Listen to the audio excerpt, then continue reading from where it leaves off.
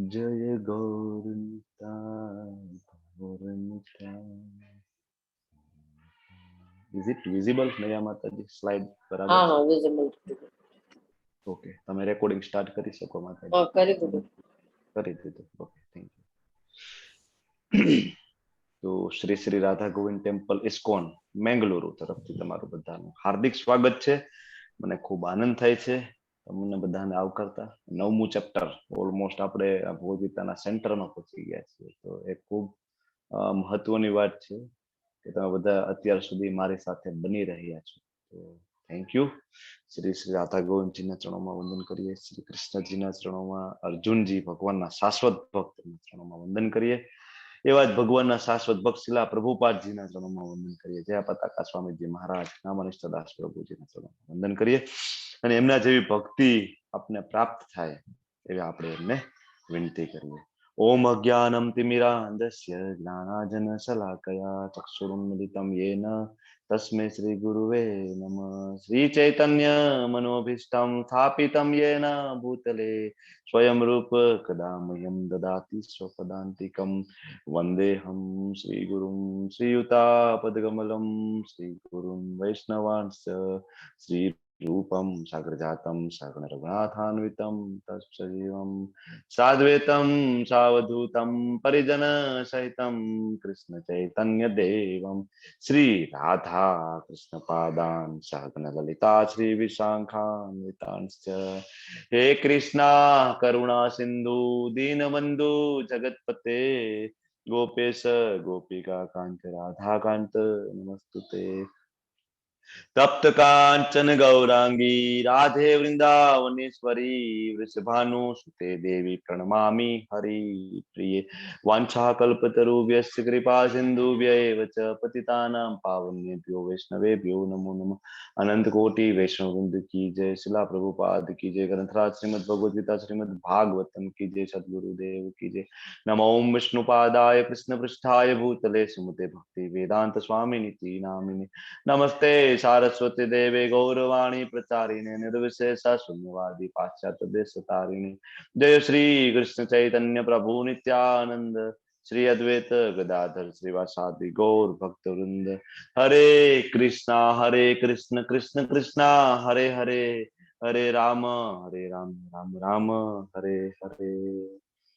हरे Krishna everyone.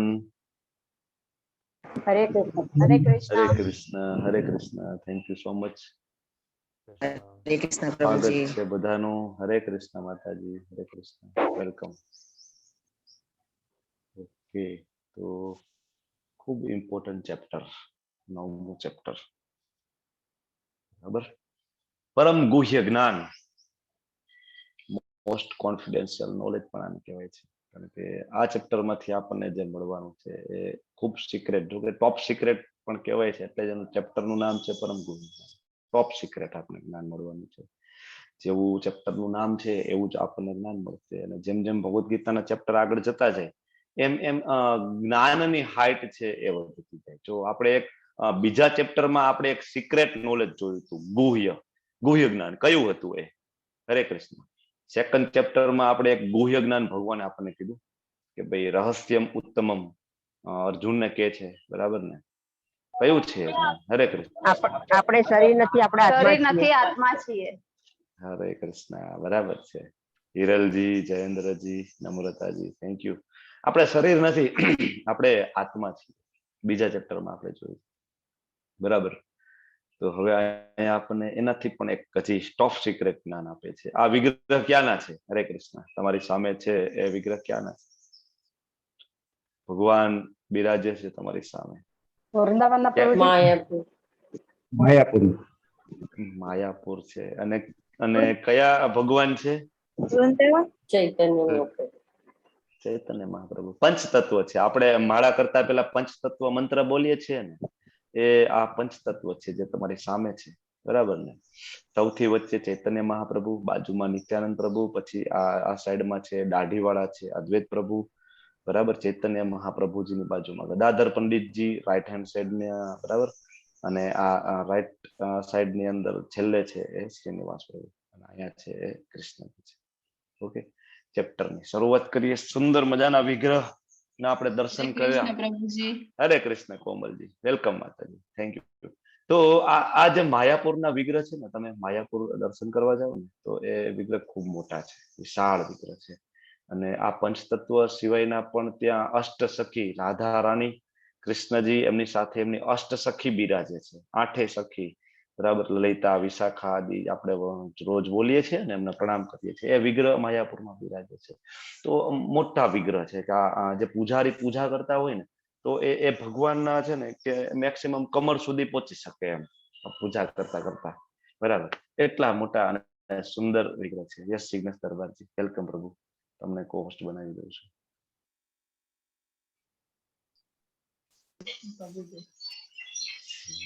અચ્છા, તમે hand race કરીને હેન્ડ ડાઉન કરી દીધો તમે?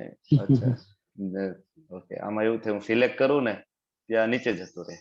ઓકે, જિગ્નેશ દરબારજી, now you are co host. Yes, doctor Deepti is there. Shri Krishna Chaitanya Prabhu Nityananda Shri અદ્વૈત ગદાધર શ્રીવાસાદિ ગૌર ભક્ત વૃંદ. પંચતત્વ મંત્ર. યસ અમરીશ પટેલજી, વેલકમ પ્રભુ, thank you so much for joining. તમને પણ કો હોસ્ટ બનાવી દઈએ છીએ. ઓકે, યસ, નાની નાની સેવાઓ છે, બરાબર ને. તો આ પંચતત્વ વિગ્રહ આ ચેપ્ટરની શરૂઆતમાં શું કામ મૂકેલા હશે? ઘણાને પ્રશ્ન થાય તો અહીંયા જગન્નાથજી નથી કે બીજા કોઈ નથી, પણ શું કામ? અહીંયા ગુહ્ય જ્ઞાન છે, જ્ઞાનની હાઈટ બહુ ઊંચી છે. તો વિગ્રહ પણ એવા જોરદાર જોઈએ ને, હાઈટ ઊંચી હોય એવા વિગ્રહ જોઈએ, તો આપણે એટલા માટે મૂકેલા છે, કારણ કે અહીંયા ગુહ્ય જ્ઞાન છે. જયારે ચૈતન્ય મહાપ્રભુ આવે છે ને, તો ખૂબ ઉદારતાથી એ કૃષ્ણ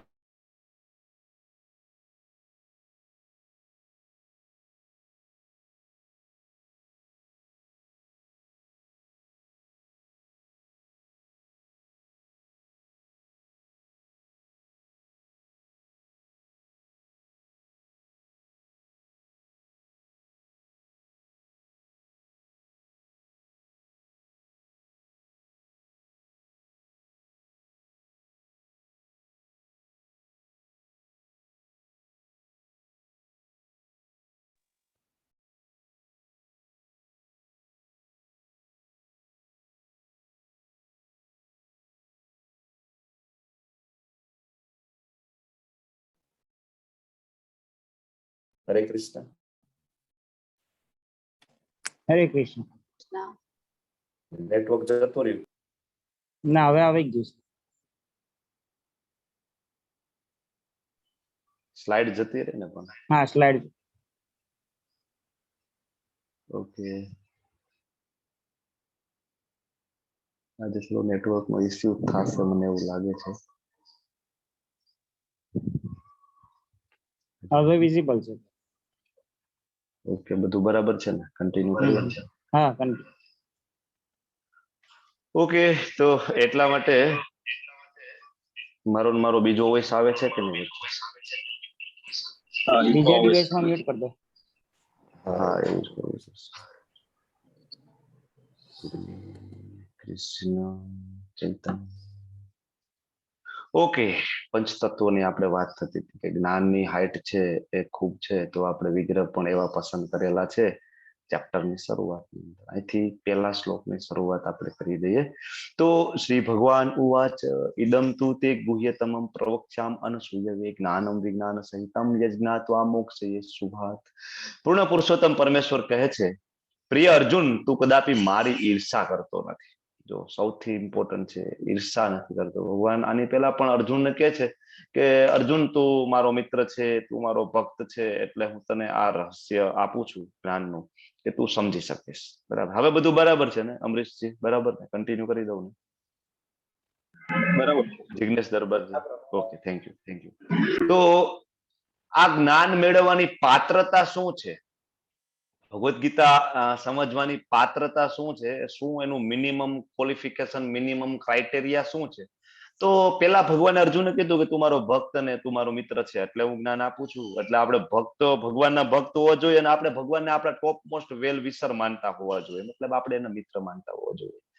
અને હવે અહીંયા ભગવાન કહે છે કે અર્જુન તું મારી ઈર્ષા નથી કરતો. તો એ ઇનડાયરેક્ટલી ભગવાન આપણને આપણી તરફ કહે છે કે અર્જુન તું મારી ઈર્ષા નથી કરતો, પણ આપણે બધા ઈર્ષા કરીએ છીએ, બરાબર. તો આપણે આ જ્ઞાનને સમજી નહીં શકીશું. એટલે ભગવાન કહે છે કે અર્જુન તું કદાપી મારી ઈર્ષા કરતો નથી, હું તને આ પરમ ગુહ્ય જ્ઞાન તથા સાક્ષાત્કાર વિશે જણાવીશ. એટલે હું તને આ પરમ ગુહ્ય જ્ઞાન આપું છું કે તું જાણીને ભૌતિક અસ્તિત્વના સર્વ ક્લેશોમાંથી મુક્ત થઈ જઈશ. જો આપણે બધાને આ ભૌતિક અસ્તિત્વના જે કઈ ક્લેશો છે, જે દુઃખ છે, આમાંથી મુક્ત તો થવું છે. અને એના માટે આપણે સવારથી લઈને રાત સુધી સંઘર્ષ પણ આપણે કરીએ છીએ. પણ આપણે ભગવાન ભગવદ્ ગીતામાં જેમ કહે છે એમ આપણે કરતા નથી. આપણે ભગવાનથી ઈર્ષા કરીએ છીએ. આપણને બધાને ભગવાન પ્રત્યે ઈર્ષા હતી, એટલે જ આપણે અહીંયા ભૌતિક જગતમાં છીએ કે ભાઈ મારે પણ ભોગવવું છે ભગવાન, મારી પણ કંઈક માલિકી હોવી જોઈએ, બરાબર ને. ભગવાન ખૂબ સમજાવે છે, આપણે સમજતા નથી. તો ભગવાન આપણા માટે એક ભૌતિક જગતની રચના કરે છે અને આપણા ઉપર એક માયાનું આવરણ મૂકે છે. કારણ કે જો આપણો જે આત્માનો સ્વભાવ છે તો કૃષ્ણના દાસ છીએ આપણે. હવે આપણે કૃષ્ણને ભૂલવા હોય ને તો પણ કૃષ્ણની મદદ વગર આપણે કૃષ્ણને ના ભૂલી શકીએ. જો આપણે કેટલા ભગવાન ઉપર કેટલા ડિપેન્ડન્ટ છીએ, કેટલા આપણે ભગવાન ઉપર આધારિત છીએ, એનું આ બેસ્ટ એક્ઝામ્પલ છે કે તમારે કૃષ્ણને ભૂલવા હોય ને તો પણ કૃષ્ણની મદદ વગર તમે એને ભૂલી ના શકો. એટલે આપણે એમ કીધું કે ભાઈ મારે તો તમને ભૂલવા છે ભગવાન, મારે તો પોતે પણ નાનું એવું કહેવાય ને કે એન્જોયર બનવું છે, નાના એવા ભગવાન બનવું છે, મારે પણ ભોગતા બનવું છે. તો ભગવાન સમજાવે છે કે ભાઈ તું ખૂબ દુઃખી થઈશ, તું ખૂબ હેરાન થઈશ, બરાબર. કારણ કે એ સ્વભાવ નથી. કારણ કે આપણે બનેલા છે જો શક્તિ અને શક્તિભાન, બરાબર છે. તો આપણે ભગવાનની શક્તિ છે, આપણે બનેલા જે રીતના છે કે આપણે શક્તિમાનની સેવા કરવા માટે, બરાબર છે. લાઈક ધારો કે મીઠું છે, સોલ્ટ, એની અંદર જે એનો નમકીન ગુણ છે, જે ખારાશ છે, એ જ ના હોય તો આપણે એને સોલ્ટ ના કહી શકીએ ને. એનો સ્વભાવ છે, બરાબર. એટલે ભગવાન કહે છે કે તારો સ્વભાવ છે મારી સેવા કરવી, અને તારું બનાવેલા જ તમને એટલા છે, બરાબર. કારણ કે નહીતર તો તમે દુઃખી થશો, તમને ક્યાં આનંદ નહીં થાય. તમને આનંદ મળે એ રીતના તમને બનાવેલા છે. તો આત્માનો સ્વભાવ છે કૃષ્ણની સેવા કરવી. આપણે તો ના પાડીએ છીએ કે નહીં, અમારે તમારી સેવા કરવી નથી. ભગવાન કે ઇટ્સ ઓકે, ચલો હું પણ કંઈક તમારા માટે વ્યવસ્થા કરું છું, બરાબર. તો ભગવાન આપણા માટે આ ભૌતિક જગતની રચના કરે છે. ઓકે, તો ભૌતિક જગતના જે કઈ ક્લેશો છે, આ જે કઈ દુઃખ છે, એનાથી આપણે મુક્ત થઈ જઈએ. ક્યારે? જો આપણે ભગવાનની ઈર્ષા ના કરીએ તો. જ્યારે જો ભગવાન જ્યારે ધરાતલ ઉપર આવ્યા ને, અહીંયા સામે સાક્ષાત ભગવાન હતા ને, ત્યારે પણ શિશુપાલ, દુર્યોધન આવા માણસો હતા કે જે ભગવાનની ઈર્ષા કરતા હતા, બરાબર. તો અત્યારે તો હોય એમાં કઈ ઓલું છે નહીં, બરાબર.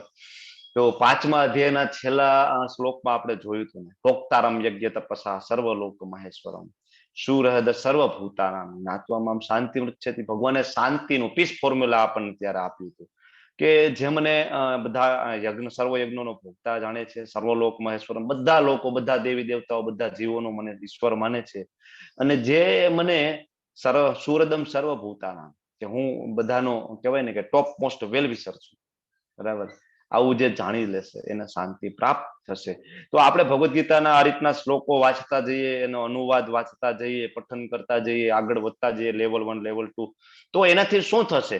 તો એનાથી આ જે ઈર્ષા છે ને એ ઓછી થશે, બરાબર. ધીમે ધીમે ધીમે ઈર્ષા ઓછી થાય તો આપણને ભગવાન પ્રત્યે પ્રેમ થતો જાય. રાજવિદ્યા રાજગુહ્યમ પવિત્રમ ઇદમ ઉત્તમમ પ્રતિક્ષાવગમ ધર્મ્યમ સુસુખમ કર્તુમ અવ્યયમ. કે આ જ્ઞાન કેવું છે? સર્વ વિદ્યાઓનો રાજા છે, રાજવિદ્યા છે. જો પહેલાના જમાનામાં આ જ્ઞાન છે, આપણે 4થા અધ્યાયના પહેલા શ્લોકમાં કીધું હતું. ભગવાને શું કીધું? ભાઈ આ જ્ઞાન છે ને એ મેં રાજર્ષિઓને આપેલું. મતલબ આ જ્ઞાન એવું કોઈ સામાન્ય જ્ઞાન નથી કે આપણે ભગવદ્ ગીતા એક આપણી કોપી ખરીદી લઈએ, ઘરે બેઠા બેઠા આપણે કોપી ખોલીને વાંચી લઈએ તો આપણે સમજાઈ જશે. નહીં નહીં નહીં. ભગવાન કહે છે કે સર્વ વિદ્યાઓનો રાજા છે. જો સામાન્ય મેડિકલ સાયન્સ ભણવું હોય, સામાન્ય એન્જિનિયરિંગ ભણવું હોય ને, તોય આપણે 3-4 વર્ષ 5 વર્ષ એક કહેવાય ને ટીચર્સની અંડરમાં ને ખૂબ મહેનત કરીએ ને ત્યારે આપણે માંડ એમાં પાસ થઈએ છીએ. આ તો ભૌતિક જગતનું જ્ઞાન છે. તમે વિચાર કરો કે એ પાસ કરવામાં આપણે કેટલી તકલીફ પડે છે. તો આ તો આધ્યાત્મિક જ્ઞાન છે, સર્વ વિદ્યાઓનો રાજા છે. તો એ પોસિબલ નથી કે એક વખત લેવલ 1 કરવાથી આપણે બધા કન્સેપ્ટ ક્લિયર થઈ જાય, કે એક વખત લેવલ 2 કરવાથી કન્સેપ્ટ ક્લિયર થઈ જાય. એટલે મારી તમને બધાને વિનંતી છે કે તમે વારંવાર લેવલ 1 લેવલ 2 કરો, સાથે સાથે ભગવદ્ ગીતા વાંચો, અને સૌથી ઇમ્પોર્ટન્ટ છે કે તમે ભગવાનના ભક્ત બનો, ભગવાનના મિત્ર બનો, અને ભગવાનથી આપણી ઈર્ષા ધીમે ધીમે ઓછી થશે આ કરવાથી. ભોગ ધરાવશું, જપ કરશું, તો આપણે આ જ્ઞાન છે એ સમજી શકીશું. કારણ કે આ વિદ્યાઓનો રાજા છે, બરાબર. સર્વ રહસ્યોમાં સર્વાધિક ગુહ્ય છે આ ગુહ્ય જ્ઞાન છે. તમને બધાને એમ થાય કે ભાઈ અહીંયા કઈ ગુહ્ય જેવું તો છે નહીં, ભગવદ્ ગીતા આપણને આપી દીધી છે, બધા આપણે ખોલીને વાંચી શકીએ, અને તમે પણ બધાને ક્લાસમાં સમજાવો છો, તમે કઈ સિક્રેટ જેવું તો છે નહીં. ભગવાન એમ કે છે ગુહ્ય છે, પણ જો છતાં ગુહ્ય બે રીતના છે. પેલા 6 ચેપ્ટર કર્મયોગ છે, બરાબર, ભક્તિ સાથે કર્મયોગ કઈ રીતના કરી શકાય, પછી છેલ્લા 6 ચેપ્ટર બરાબર ભક્તિ સાથે જ્ઞાન યોગ કઈ રીતના આપણે કમ્પેર કરી શકીએ, અને એ રીતના કઈ રીતના જ્ઞાન યોગ થી ભક્તિ યોગ દ્વારા કઈ રીતના જ્ઞાન યોગ થી આપણે ભગવાનની ભક્તિ કરી શકીએ, બરાબર. એ આપણે જોયું કર્મયોગ અને જ્ઞાન યોગ. વચ્ચેના જે 6 ચેપ્ટર છે એ ભક્તિ યોગના છે. એમાં પણ આ વચ્ચેના 9મું અને 10મું બરાબર એકદમ સેન્ટરમાં રાખેલા છે. તો મોટા ભાગના માણસો છે અહીં સુધી પહોંચી જ નથી શકતા. જો ઘણું બધું રજીસ્ટ્રેશન થાય, પહેલા દિવસે ઘણા બધા પાર્ટિસિપન્ટ આવે, પણ એ 9મા ચેપ્ટર સુધી ના પહોંચી શકે. એટલે એક આ સિક્રેટ છે. બીજું એ કે આપણે બધા 3 ગુણી જે ત્રિગુણી માયાની અંડરમાં છીએ, બરાબર. એટલે માયાની અંડરમાં હોવાથી આપણને ઘણા બધા સંશય સતત રહે છે, એટલે આપણને વિશ્વાસ આવતો જ નથી. એટલે આમ પણ આપણે કહેવાય ને કે માયાનો આપણા ઉપર પડદો છે, એટલે પણ આ જ્ઞાન સિક્રેટ છે. એટલે ઘણા બધાને બરાબર ને એમ થાય કે ભાઈ હું અહીંયા શું કામ સમય ફાળવું, બરાબર, હું કઈક મૂવી જોઉં, હું કઈક નોવેલ વાંચું, આવું બધું થાય, એ જ માયા છે, બરાબર. એટલે જ આ સિક્રેટ છે કે એ આપણને આ જ્ઞાન મળી ના શકે, બરાબર. બધાને એમ થાય કે ભગવાને તો આ જ્ઞાન છે ઓપનલી કહી દીધું, પણ એવું નથી, બરાબર. આ જ્ઞાન છે એ સિક્રેટ જ્ઞાન છે. ઓકે. પછી વિશુદ્ધતમ જ્ઞાન છે, એકદમ પવિત્ર જ્ઞાન છે, બરાબર. કેવું છે? ખૂબ જ પવિત્ર. જો મારી કોઈ લાયકાત નથી કે હું આ જ્ઞાન મારા મુખેથી બોલું અને તમને સમજાવી શકું. આપણા બધાની કોઈ એવી લાયકાત નથી કે આ જ્ઞાન આપણે સાંભળી અને તરત આપણે સમજી જઈએ, પણ ખૂબ જ નમ્ર ભાવે આપણે આજીજીજી કરી અને ભગવદ્ ગીતાને વાંચવી જોઈએ, અને ભગવદ્ ગીતાનો ક્લાસ એટેન્ડ કરવો જોઈએ, ખૂબ નમ્ર ભાવે, ખૂબ પ્રાર્થના કરીને ભગવાનને. આપણે શું કામ મંગળાચરણ લઈએ છીએ? પ્રાર્થના કરીને કે ભગવાન તમારી કૃપા હોય તો મને આ જ્ઞાન સમજવાની બુદ્ધિ આપો, બરાબર. આગળ જો હમણાં વિરાટ સ્વરૂપ આવશે ને, તો અર્જુન કહેશે કે ભગવાન તમારી ઈચ્છા હોય ને, તમને એવું લાગતું હોય ને કે હું આ વિરાટ સ્વરૂપ જોવા માટે લાયક છું, તો ભગવાન મને બતાવો. તો સેમ વે જયારે ભગવદ્ ગીતા વાંચવાની શરૂઆત કરીએ ને, તો હંમેશા કૃષ્ણજીને, રાધાજીને વિનંતી કરવાની, પંચ તત્વને વિનંતી કરવાની કે તમને એવું લાગતું હોય ને કે હું યોગ્ય છું, તો આ જ્ઞાનને ગ્રાસ્પ કરવાની મને શક્તિ આપો. પ્રભુપાદને વિનંતી કરવાની, બરાબર. કારણ કે આ કોઈ સામાન્ય જ્ઞાન નથી, બરાબર. કેવું છે? પવિત્રમ ઇદમ ઉત્તમમ જ્ઞાન છે, પ્રત્યક્ષાવગમ ધર્મ, બરાબર. કેવું જ્ઞાન છે? તો કે આત્માનો પ્રત્યક્ષ અનુભવ કરાવે છે એવું જ્ઞાન છે. પછી સુસુખમ, બરાબર. સુસુખમ, ખાલી સુખમ નહીં, ખાલી સુખ આપનારું નહીં, સુસુખમ કર્તુમ અવ્યયમ. અવ્યયમ એટલે જેનો ક્યારેય નાશ નથી થતો એવું આ જ્ઞાન છે. જો કર્તુમ અવ્યયમ. જો બીજા બધા અત્યારે જ્ઞાન છે, સાયન્સ ઘણું બધું ડેવલપ થઈ ગયું છે, ભલે આપણે સાયન્સની આપણે રિસ્પેક્ટ કરીએ છીએ, વિજ્ઞાનની, પણ હું તમને કહું કે એમાં એક રિસર્ચ થાય છે અને થોડોક ટાઈમ થાય છે તો એમ કે છે કે ભાઈ આ રિસર્ચમાં ભૂલ હતી, હવે અમે બીજું રિસર્ચ લઈને આવીએ છીએ. અમારે મેડિકલ સાયન્સમાં આવું બહુ થાય, બરાબર ને, કે એક દવાની શોધ કરે, એક મેડિસિનની શોધ થઈ હોય, પછી બહુ બધા વર્ષો સુધી રિસર્ચ ચાલે, અને પછી બધા માણસો માટે પણ આપવાનું ચાલુ કરી દે. ઘણા બધા માણસો ખાઈ પણ લે, અને પછી નવું રિસર્ચ આવે કે ભાઈ આ દવા તો એમાં એટલી કામ નથી કરતી, અથવા તો એમ કે ભાઈ આ મેડિસિન થી તો સાઈડ ઇફેક્ટ થાય છે, રિએક્શન આવે છે, બરાબર. તમને બધાને કોરોનામાં ખૂબ અનુભવ થઈ ગયા છે કે રેમડેસિવિર માણસો બધા લાઈનમાં ઉભા રહેતા, અને કહેવાય ને કે બ્લેકમાં લેતા, એમ 10,000 20,000 નું એક ખાલી ઇન્જેક્શન આવતું રેમડેસિવિર. આ બધું પતી ગયું પછી WHO જાહેર કરે છે કે રેમડેસિવિર છે એ કોરોનામાં એટલું ઇફેક્ટિવ નથી. તો આ સાયન્સ છે આપણું, બરાબર.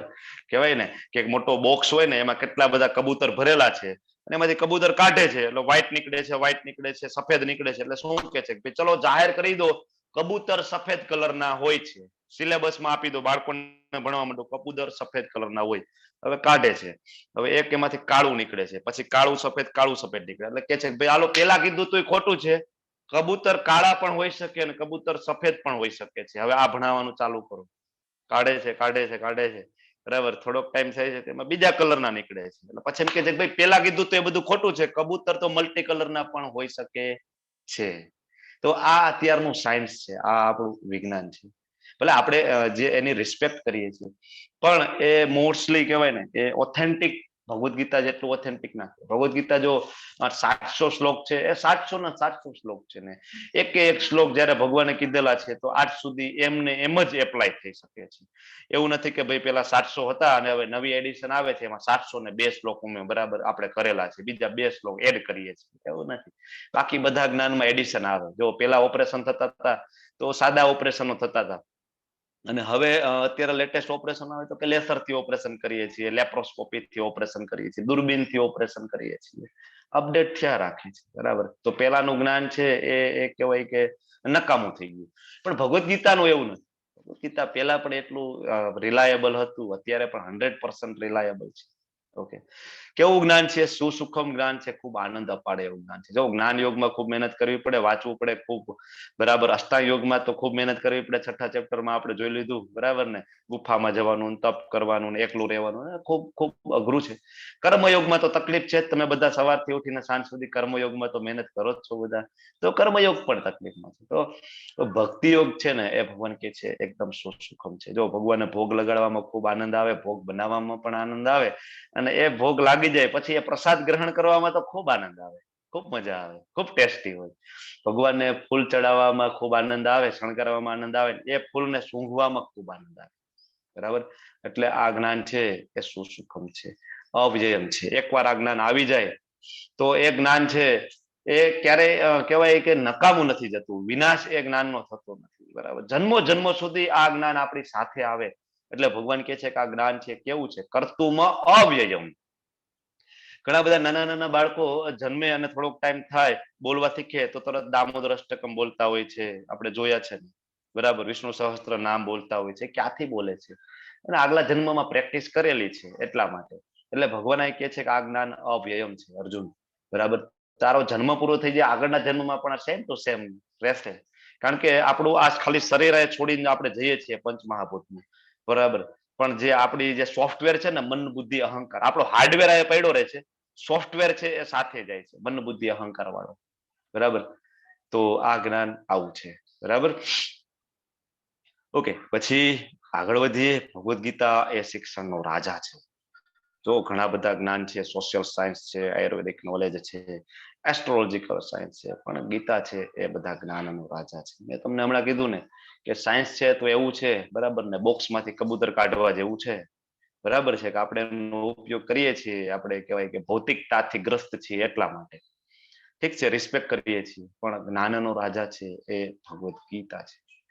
હવે જો આપણે શાળામાં ગંભીર ના હોઈએ ને તો એક જ વર્ગમાં રહીએ તો આપણને આ મનુષ્ય જીવન આપને મળ્યો છે, અને આપણે આમાં જો સિરિયસ નહીં થાય ને તો આનો જે અલ્ટિમેટ જે ગોલ છે, જે કૃષ્ણનો પ્રેમ આપણે મેળવવું, કૃષ્ણની સેવા આપણે મેળવવી, ભગવાનની ભક્તિમય સેવા કરવી, એ આપણો અલ્ટિમેટ ગોલ છે. તો એ નહીં પ્રાપ્ત થાય, બરાબર.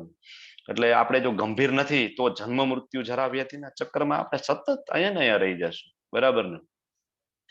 કારણ કે આપણને છે ને એ યાદ જ નથી રહેતું કે આપણી પણ કંઈક એક્ઝામ આવવાની છે. આપણે ગઈકાલે જોયું હતું ને 8મું ચેપ્ટર, કે આપણી એક્ઝામ, આપણી પરીક્ષા મૃત્યુ સમય આવશે, પણ આપણે યાદ જ નથી રહેતું. આપણે સવારે ઉઠીએ અને આપણે ઘણા બધા કામમાંથી આપણે કામમાં જોતરાઈ જઈએ છીએ, આપણને યાદ જ નથી આવતું કે મારી પણ એક્ઝામ છે. જો સ્કૂલ કોલેજમાં તો સારું હતું કે ભાઈ એક ટાઈમ ટેબલ એ લોકો આપતા, બરાબર. 15 દિવસ પહેલા, 20 દિવસ પહેલા એ લોકો ટાઈમ ટેબલ આપે કે ભાઈ આ પેપર આ તારીખે, આ પેપર આ તારીખે, તો આપણે સમય નહોતો. પરીક્ષિત મહારાજને પણ ભગવાને ખૂબ કૃપા કરીને એક ટાઈમ ટેબલ આપેલું હતું કે ભાઈ પરીક્ષિત 7 દિવસ પછી તારી એક્ઝામ છે, ફાઇનલ પ્રિપેરેશન કરવી હોય તો કરવા માંડજે. પણ આપણે એટલા બધા પુણ્યાત્માઓ મહાત્માઓ નથી કે આપણને ટાઈમ ટેબલ મળે. આપણને ટાઈમ ટેબલ નહીં મળે, આપણને થોડી સ્કોડ આવશે ને અચાનક જ, એવી જ રીતના આપણી એક્ઝામ આવશે કે કઈ ન્યૂઝ નહીં, બરાબર ને, કોઈ ઇન્ફોર્મેશન નહીં, ડાયરેક્ટ આવી જશે, ચલો એક્ઝામ, બોલો ઇમ્પોર્ટન્ટ ક્વેશ્ચન, જવાબ, શું કર્યું આખી જિંદગી, કેટલા જોબ કર્યા, બરાબર ને, તરત એક્ઝામ આવી જશે. એટલે જો આપણે સિરિયસ નહીં થઈએ તો આપણે ફરીથી આ જ ક્લાસમાં બેસવાનું છે, જે અત્યારે જે ક્લાસમાં તમે ને હું બેઠા છો ને એ ક્લાસમાં ફરીને આપણે ત્યાં ને ત્યાં આવી જઈશું, બરાબર. સિરિયસ થાવ તમે બધા.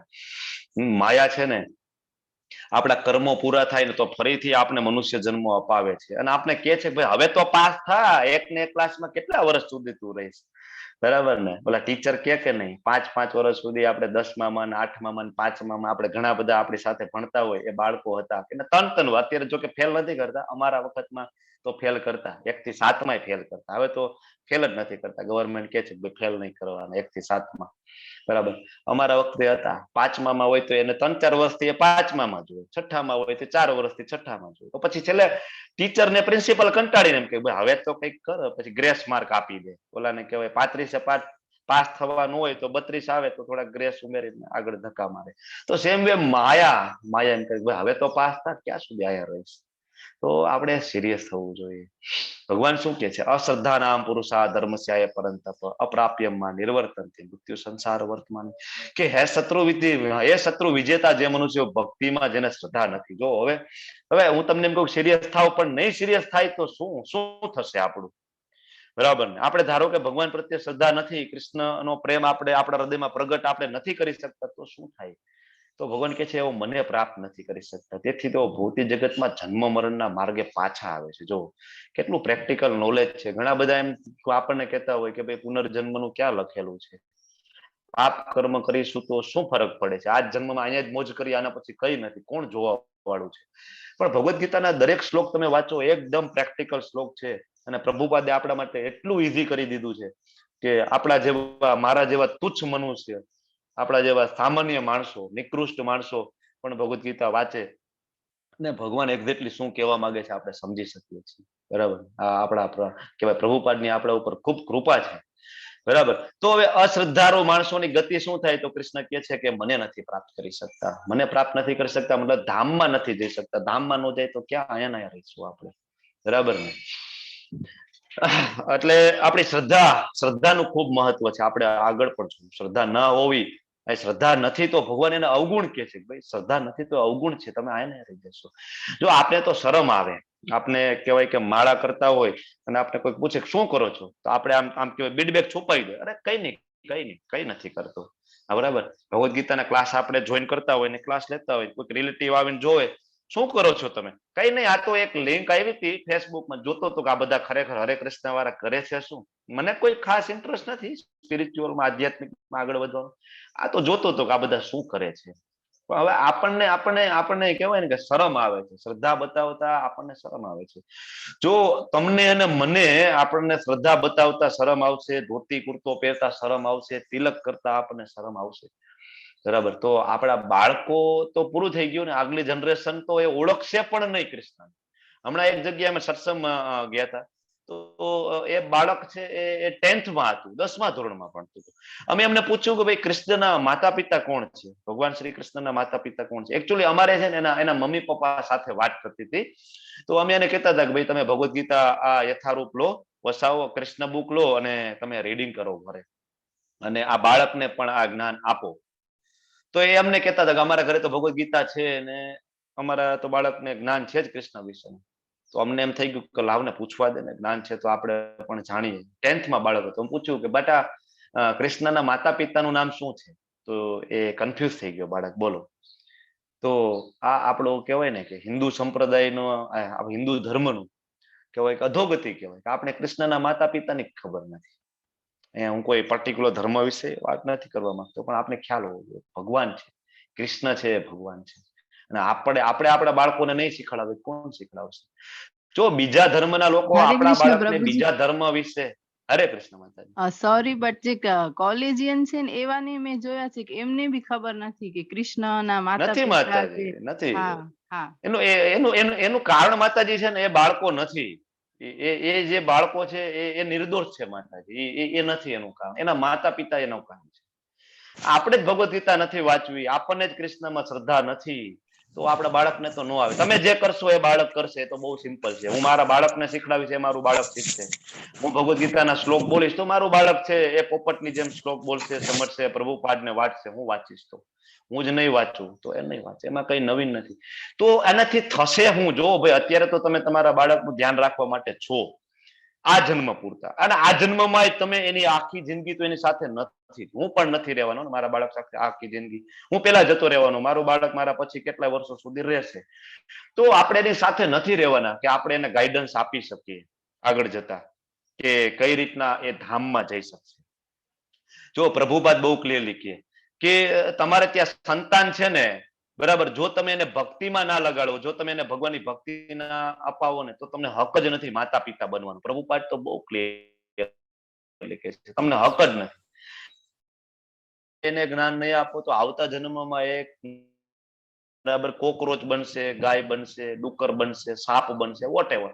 આ જન્મમાં તમે એને ભક્તિ આપી જ નથી, તો એના કર્મ મુજબ એને યોની મળશે. તો ત્યારે તમે એની સાથે થોડી હોવાના, બરાબર ને. અધિવતી એના તો જન્મ મૃત્યુ જરાવ્યા કહેવાય કે ચક્ર ચાલુ જ રહેશે, ચાલુ જ રહેશે. તો તમારી પાસે પણ મોકો છે કે તમે તમારા ફેમિલીને અહીંથી બહાર કાઢી શકો અને તમે પણ અહીંથી બહાર નીકળી શકો. આ જેલ છે. કહેવાનો મતલબ આપણે શરમાવું ના જોઈએ. જો હું શો કરવાની વાત નથી કરતો, હું એવું નથી કરતો કે હું તિલક કરું છું તો હું શો કરું છું. શો નથી. જો અહીં ઘણા બધા માતાજી છે એ કહેવાય શેથો પૂરે છે, બરાબર ને, એ શો નથી કરતી માતાજી. એના પતિ પ્રત્યેનો પ્રેમ દર્શાવે છે. મંગળસૂત્ર પહેરે છે માતાજી, શું કામ? બરાબર ને, એના પતિ પ્રત્યેનો એનો પ્રેમ દર્શાવે છે. તો આ કઈ શો કરવાની વાત નથી. આપણે તિલક કરીએ છીએ તો કૃષ્ણજી પ્રત્યેનો આપણે પ્રેમ પ્રગટ કહેવાય કે દેખાડીએ છીએ ને, દેખાડવું જોઈએ. શું કામ ના દેખાડવું જોઈએ? અમે કૃષ્ણના છીએ, બરાબર ને. આ કંઠી છે કૃષ્ણની છે, પટ્ટો બાંધેલો છે. અમે કહેવાય ને ઓલા આવાર નથી રોડ ઉપર રખડતા હોય, નહીં. અમારા સ્વામી છે, અમારા માલિક છે. આ ભાવ આપણને હોવો જોઈએ, બરાબર. જો ધોતી કુર્તો આપણે કદાચ રેગ્યુલર ના પહેરી શકીએ બધા પ્રભુજીઓ, પણ એટલીસ્ટ તમે જયારે ટેમ્પલ જાઓ ત્યારે તમે ધોતી કુર્તો પહેરી શકો. ભગવાનને ખૂબ ગમે છે, કારણ કે એ વૈદિક પોશાક છે, વૈદિક પોશાક, બરાબર. તિલક કરો, ધોતી કુર્તો પહેરો અને તમે એનો પ્રભાવ જોજો, બરાબર. હું તો ઘણા સમયથી પહેરું છું. તમે એનો પ્રભાવ જોજો, ખૂબ આનંદ આવશે. અને એકદમ કમ્ફર્ટેબલ હોય છે ધોતી, બરાબર ને. પહેરી જુઓ, ખૂબ આનંદ થશે. ઓકે, આગળ વધીએ. તો શ્રદ્ધા ડેવલપ કરો. Faith in Krishna is the best and safest course. કૃષ્ણમાં જે શ્રદ્ધા હોવી જોઈએ એ સૌથી સેફ છે, બરાબર. નહીતર શું થશે તો કે ભાઈ સાયકલ જે છે ને એ ચાલુ ને ચાલુ રહેશે, ચાલુ ને ચાલુ રહેશે, ચાલુ. ભાગવતમમાં આખો અધ્યાય છે, બરાબર, કે જન્મમાં ખૂબ તકલીફ છે. તમે આપણે માના શરીરમાં હોઈએ, 9 મહિના સુધી આપણે હોઈએ ને, તમે વિચારો કે તમને કે મને એક કોથળામાં પૂરી દઈએ અને કોથળો ઉપરથી મોઢું બાંધી દઈએ કોથળાનું, અને આપણું ડોક આ રીતના હોય અને પગ આપણે મડેલા હોય. હવે એ રીતે આપણે કેટલો સમય રહી શકીએ? 5 મિનિટ પણ તમે અને હું ના રહી શકીએ. તો વિચાર કરો કે આપણે 9 મહિના ફરીથી રહેવાનું છે, એ પણ અલગ અલગ યોનિઓમાં. આ વખતે તો ઠીક છે મનુષ્ય યોની હતી, આના પછી કદાચ કીડી હશે, મકોડો હશે, સર્પ હશે, ગાય હશે, ઘોડો હશે, એની યોનિમાં પણ આપણે એ રીતના રહેવાનું છે. Is it possible? એ દુઃખ આપણે સહન કરવું છે ફરીથી, બરાબર ને. બર્થ અગેન ડેથ અગેન એ યુટ્યુબમાં એક મૂવી છે, નોટ કરવું હોય તો કરી લેજો. બર્થ અગેન ડેથ અગેન, નાનું એવું. એ ઇસ્કોનના ડિવોટીઝે બનાવેલું મૂવી છે, બરાબર. એ જોજો. જન્મમાં ખૂબ તકલીફ છે, ખૂબ તકલીફ છે. ત્યાં સુધી શાસ્ત્રમાં લખે છે કે બાળક થોડુંક ભાગ્યશાળી હોય ને તો એ જયારે ગર્ભમાં હોય ને ત્યારે એને ભગવાન 100 જન્મોના દર્શન કરાવે પાછલા. શું કામ દર્શન કરાવે? કે એને રિયલાઇઝ થાય, એને ખબર પડે અને વિચારે કે ભાઈ અરે હું તો ફરીથી અહીંયા આવી ગયો પ્રભુ, હું ફેલ થઈ ગયો પ્રભુ, પરીક્ષામાં હું ફેલ થઈ ગયો, મેં ના તૈયારી કરી, પ્રિપેરેશન હું ના કરી શક્યો. પણ પ્રભુ હવે હું તમને પ્રોમિસ આપું છું, કૃષ્ણ હવે હું તમને પ્રોમિસ આપું છું કે આ જન્મમાં હું જરૂરથી પ્રિપેરેશન કરીશ અને હું પાસ થઈ જઈશ. આવું આપણે પ્રોમિસ કરીએ છીએ અને પછી આપણે ભૌતિક જગતમાં આવીએ છીએ, ફરીથી આપણે માયામાં લપેટાઈ જઈએ છીએ, પાછા આપણે કૃષ્ણને ભૂલી જઈએ છીએ, બરાબર છે. મયા તતમ મિદમ સર્વમ જગત અવ્યક્ત મૂર્તિના મતસ્થાની સર્વભૂતાની ન ચાહમ તેસો અસ્થિતઃ. સમગ્ર જગત મારા વડે મારા અવ્યક્ત રૂપમાં વ્યાપ્ત છે. સર્વ જીવો મારામાં છે, પરંતુ હું તેમનામાં નથી. તમને બધાને એમ થાય ભગવાને પહેલા તો એમ કીધું હું તમારા બધાના હૃદયમાં બેઠો છું, અને ભગવાન એમ કે છે કે બધા જીવો મારામાં છે, હું તેમનામાં નથી. તો જો ભગવાનનું જે ઓરિજિનલ સ્વરૂપ છે શ્યામ સુંદર મુરલી મનોહર, એ ગોલોક વૃંદાવન ધામમાં છે. એટલે ભગવાન તો એના ધામમાં છે. ભગવાન નું ઓરિજિનલ સ્વરૂપ અહીંયા નથી. જે કઈ જોવા મળે છે આપણા હૃદયમાં પરમાત્મા સ્વરૂપે બેઠા છે ભગવાન, બરાબર છે, પણ એ તો ભગવાનનું લોકેલાઇટ સ્વરૂપ છે. શ્રીમદ ભાગવતમમાં પણ 1.2 માં કે છે ને, આપણે જોયું હતું ને, બ્રહ્મેતિ પરમાત્મેતિ ભગવાન ઇતિ શબ્દતે. બ્રહ્મ, પરમાત્મા અને ભગવાન, આ ત્રણ રૂપે ભગવાનનો સાક્ષાત્કાર થાય. પણ એમાં જે પરમાત્મા છે ભગવાનનું લોકેલાઇઝ સ્વરૂપ છે, બ્રહ્મ છે ભગવાનનું બોડીલી ઇફલ્જન્સ, તે જ છે. બરાબર. તો આપણને એમ થાય કે ભગવાન એમ કે છે કે તમે બધા મારામાં છો, હું તેમનામાં નથી. તો ભગવાન એનું એક કહેવાય ને પ્રૂફ પણ આપે છે. જો કઈ ઘટના છે. હરે કૃષ્ણ. આ કઈ ઘટના છે? કોઈ નવા પાર્ટિસિપન્ટ બોલી શકશે? બહુ ઈઝી છે, સિરિયલોમાં પણ તમે બધા જોતા હોવ છો, એટલે બહુ ડિફિકલ્ટ નથી. હરે નવા કૃષ્ણ. પાર્ટિસિપન્ટ. હરે કૃષ્ણ. રિપીટર્સ ને ખ્યાલ હશે પણ ભગવાન બોલો ને. માટી ખાય છે, ભગવાન કૃષ્ણ વિશ્વ દર્શન કરાવે છે. માતાને બ્રહ્માંડના દર્શન. હિરલજી, યશોમતીજી, બરાબર છે. મીમાંસા પાઠકજી, બરાબર છે. ભગવાને જયારે માટી ખાધી ને, બરાબર ને, એ ઘટના છે. ભગવાન કે છે કે તમે બધા મારામાં છો. તો આપણે તો બધા કેવા જ છીએ ને કે ભગવાન પ્રૂફ તો આપો, તમે કહો છો કે મારામાં છો. તો ભગવાન જયારે દ્વાપર યુગમાં આવે છે ત્યારે યશોદા માતાજી, બરાબર ને, એને બતાવે છે. બરાબર. માતાજી પૂછે છે માટી ખાધી તે? મોઢું ખોલે છે. બરાબર ને. માતાજી અંદર જોવે છે, આખા બ્રહ્માંડનું દર્શન કરવા. આખા અંદર બધા ગ્રહો ફરતા હોય છે. બરાબર. અને પછી તરત કૃષ્ણજી છે યશોદા માતાજીને યોગ માયામાં મૂકી દે છે, તરત એને ભૂલવાડી પણ દે છે. પણ એ કોના માટે કરે છે? એ બધી લીલાઓ કોના માટે? આપણા માટે, જે નિયોફાઇટ છીએ ને આપણે. કારણ કે આપણને કૃષ્ણમાં શ્રદ્ધા નથી. એટલે ભગવાન જયારે આવે છે, લીલા કરે છે, તો એ બધું બતાવે છે આપણને. જો હું તમારો પિતાજી છું, હું સર્વશક્તિમાન છું, તમે મારી પાસે આવો, તમે પણ સુખેથી રહેશો, આપણે બધા સાથે રહીશું, હળી મળીને રહીશું. તો ભગવાન જયારે લીલા કરવા આવે ત્યારે આ બધું બતાવે. બરાબર છે. તમે જયારે જાઓ ને ગિરી ગોવર્ધનજીની પરિક્રમામાં વૃંદાવન, ત્યાં બ્રહ્માંડ ઘાટ કરીને છે. બરાબર. ત્યાંથી સરસ નીચે પગથિયા ઉતરો, પછી યમુનાજીમાં ડૂબકી લગાવી શકીએ. ડૂબકી લગાવીને બહાર નીકળો તો ત્યાં નાનું એવું મંદિર છે, ત્યાં માટીનો પ્રસાદ આપવામાં આવે પ્લાસ્ટિકની થેલીમાં. કારણ કે ત્યાં આ લીલા થયેલી યમુનાજીના ઘાટ. બરાબર. એટલે ભગવાન આ પ્રૂવ કરે છે કે બધું મારામાં છે, હું તેનામાં નથી, હું બહાર છું. બરાબર. હું તો મારા ગોલોક વૃંદાવન ધામમાં છું. મયા અધ્યક્ષેણ પ્રકૃતિ. જો આપણે આગળ પણ જોઈ ગયા હતા, પ્રકૃતિ સ્વામ અધિષ્ઠાય.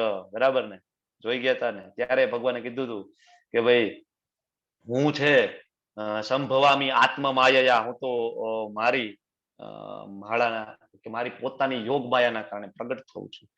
જે પ્રકૃતિ છે એ તો મારી અંડરમાં છે. એટલે ભગવાન ફરીથી કે છે મયા અધ્યક્ષેણ પ્રકૃતિ. ઘણા બધા એમ કે કૃષ્ણ તો આપણા જેવા જ હતા, માણસ પણ ખાય, કૃષ્ણ પણ ખાય, કૃષ્ણ પણ સુવે, આપણે પણ સુવે, એનું પણ મૃત્યુ થઈ ગયું ને આપણે પણ મૃત્યુ થઈ જવાના છે, ફરક શું? તો ભગવાન કે છે કે મયા અધ્યક્ષેણ પ્રકૃતિ. આ જે પ્રકૃતિ છે ને એ મારા અધ્યક્ષમાં છે. બરાબર ને. કોઈ પણ મોટી સંસ્થા હોય ને, પ્રેસિડેન્ટ હોય ને, બરાબર, સંસ્થા આખી એના કંટ્રોલમાં હોય, પણ સંસ્થાથી એ કંટ્રોલ ના થાય, એ કંટ્રોલ કરે સંસ્થાને. સેમ વે ભગવાન છે એ પ્રકૃતિને કંટ્રોલ કરે, પ્રકૃતિ છે આપણને કંટ્રોલ કરે. મતલબ ભગવાન છે એ ઉપર છે, સત્વ રજ અને તમો ગુણથી પણ ભગવાન છે ઉપર છે. સુયતે સચરાચર. મારી શક્તિઓમાંથી એક આ ભૌતિક પ્રકૃતિ, ભગવાન કહે છે કે મારી દેખરેખ હેઠળ કાર્ય કરે છે. જો ભગવાન એ ક્લિયર કરે છે ભૌતિક પ્રકૃતિ છે ને એ મારી દેખરેખ હેઠળ. કોઈ પણ માણસ છે એ તમારી દેખરેખ હેઠળ ક્યારે કામ કરે? તમારો એમ્પ્લોય હોય તો તમારી દેખરેખ હેઠળ કામ, તમે એના ઉપર તમારા નજર હોય, બાજ નજર હોય, શું કરે છે, સીસીટીવી તમે મૂકેલા હોય. બરાબર. એટલે ભગવાન શું કે છે કે એ જે પ્રકૃતિ છે તો મારી દેખરેખ હેઠળ કામ કરે છે. મતલબ પ્રકૃતિ છે સ્વતંત્ર નથી. ઓકે, તો કોના આધીન છે? તો ભગવાન કે છે કે મયા અધ્યક્ષેણ. મતલબ સત્વરજ ગુણથી ભગવાન પર છે, પ્રકૃતિથી ભગવાન પર છે. પછી શું કે છે કે સર્વચર તથા અચર જીવોને ઉત્પન્ન કરે છે. બરાબર. પ્રકૃતિ મારી દેખરેખ, તેના શાસન હેઠળ આ જગત વારંવાર સર્જાય છે અને વિનાશ થાય છે. ભગવાન કે આ જગત છે એ વારંવાર સર્જાય છે અને વિનાશ થાય છે, પણ કોના કારણે? ભગવાન કે હું કરું છું, હું મહત્તત્વ ઉત્પન્ન કરું છું, એમાં હું મારો વિસ્તાર કરું છું મહાવિષ્ણુ તરીકે.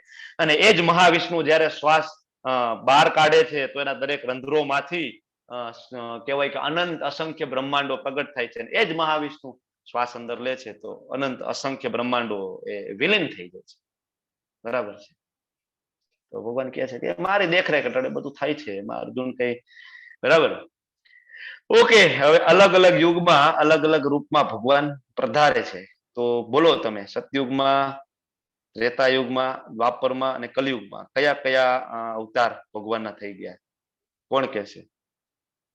હરે કૃષ્ણ. બોલો બોલો. હરે કૃષ્ણ. હેન્ડ રેઝ કરો, બહુ ઈઝી છે.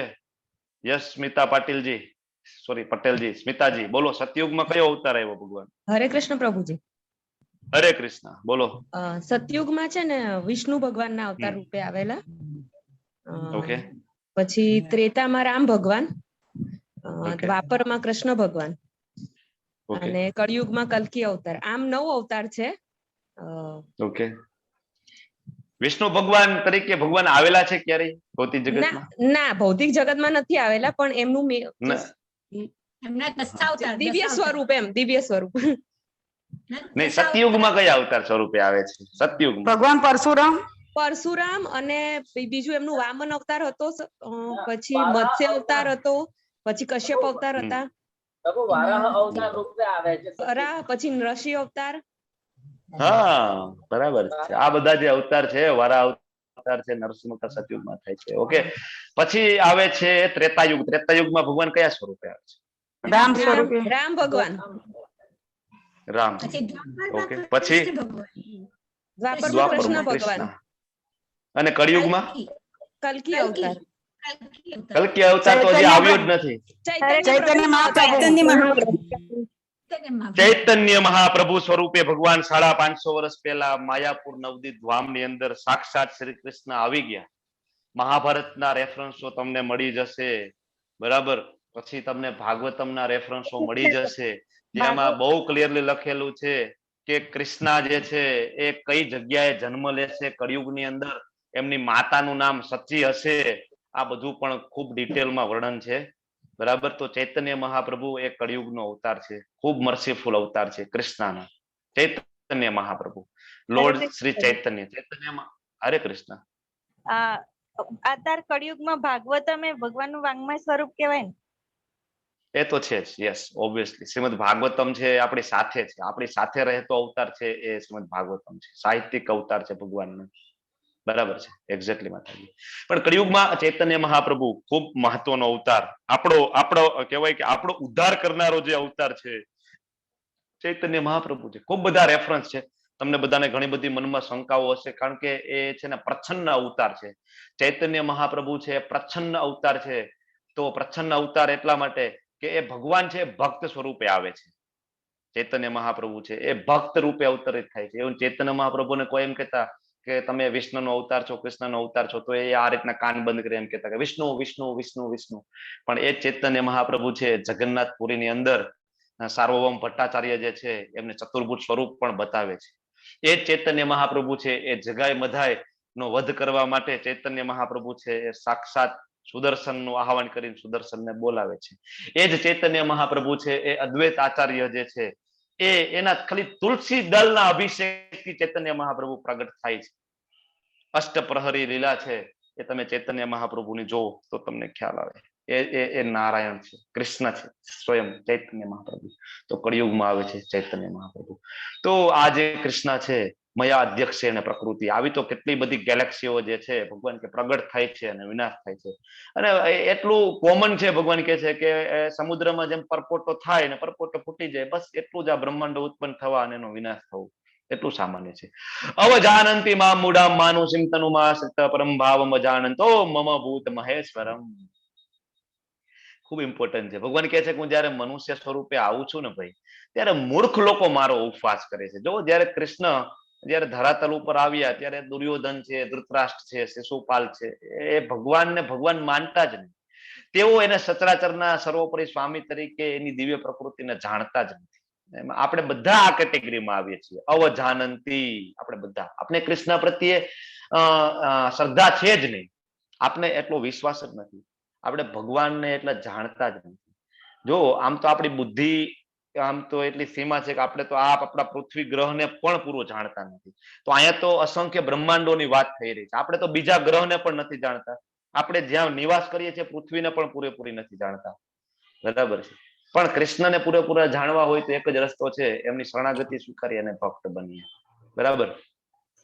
એટલે ભગવાન શું કે છે અહીંયા કે મનુષ્ય સ્વરૂપે આવું ત્યારે મૂર્ખ લોકો મારો ઉપવાસ કરે. ભગવાન કહે છે કે બુદ્ધિ ઓછી છે.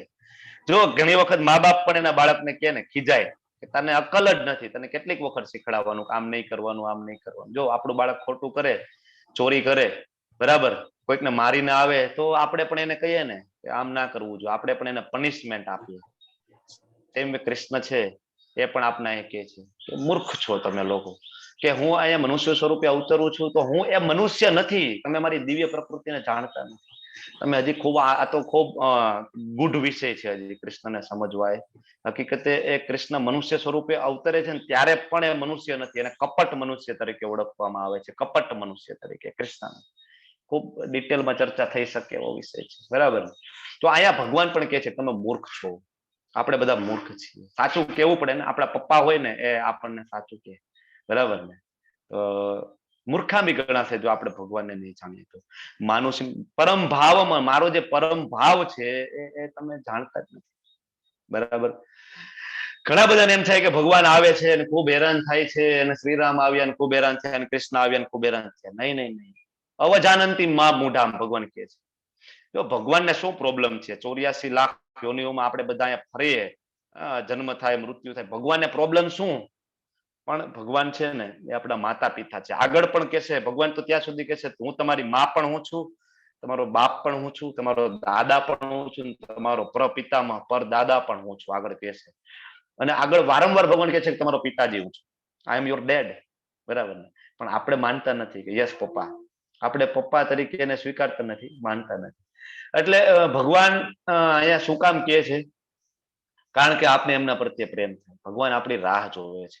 ભગવાન કહે છે કે આવી જા ને ભાઈ, કેટલું સુંદર ધામ છે, અહીં કઈ દુઃખ નથી, તું ત્યાં સતત મારી પ્રકૃતિ સાથે તું ત્યાં સંઘર્ષ કરી રહ્યો છો.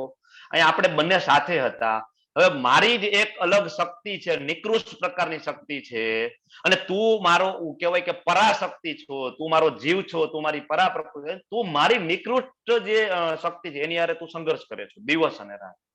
તું મારી પાસે આવી જાય તો મારે આધીન છે, મયા અધ્યક્ષ પ્રકૃતિ, તું મારી પાસે આવી જાય, એની પાસે જવાની જરૂર નથી, મારી શક્તિ છે. પણ આપણે તો માનવું જ નથી કે કૃષ્ણ આપણા પપ્પા છે.